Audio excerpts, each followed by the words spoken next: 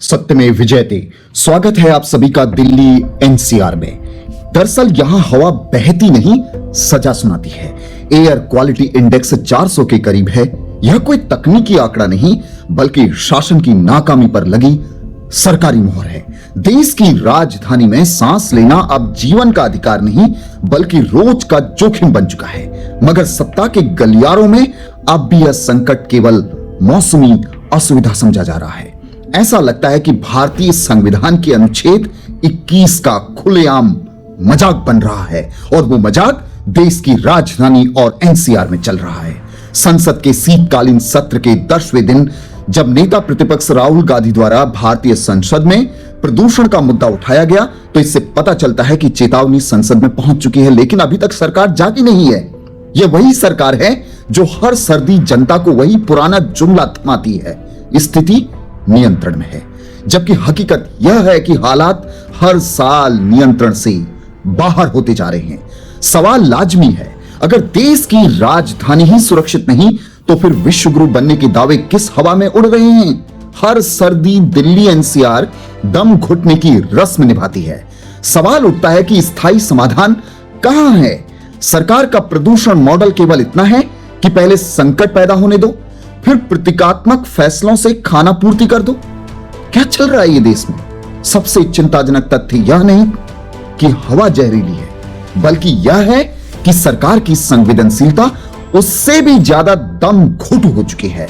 प्रदूषण को आज तक महानगरीय आपातकाल घोषित नहीं किया गया।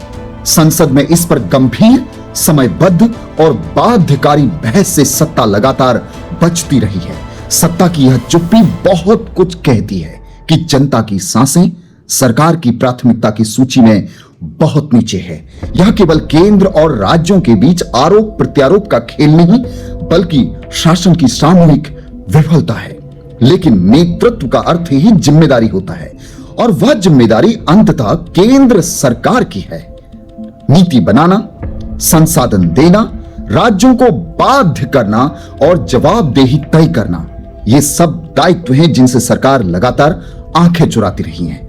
विडंबना देखिए, एक ओर राष्ट्रीय राजधानी दिल्ली और एनसीआर की हवा जहर उगल रही है, दूसरी ओर सिगरेट और धूम्रपान करने वालों की संख्या में कोई कमी नहीं। मानव प्रदूषण से होने वाले नुकसान को भी धुओं के छल्लों में उड़ाया जा रहा है। फर्क सिर्फ इतना है कि यह जहर अब व्यक्तिगत नहीं, सामूहिक आत्महत्या बन चुका है।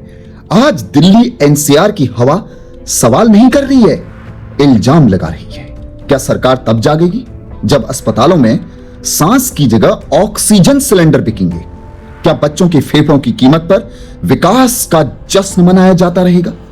क्या आधुनिक महानगरों में जहरीली हवा को फेफड़ों तक पहुंचाना अब नागरिकों का मौलिक कर्तव्य बन चुका है, ताकि सरकार से सवाल न पूछा जाए? अब चेतावनी का वक्त बीत चुका है। अब घोषणाएं नहीं, जवाब चाहिए। क्योंकि जिस देश की राजधानी सांस नहीं ले पा रही है, वहां शासन के दांव की हवा कब की निकल चुकी है।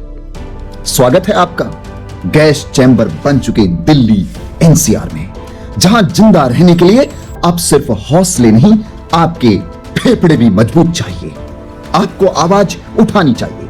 कब आवाज उठाएंगे? जब आपके बच्चे गंभीर बीमारियों से संक्रमित होंगे, जब दिक्कतें पैदा होंगी,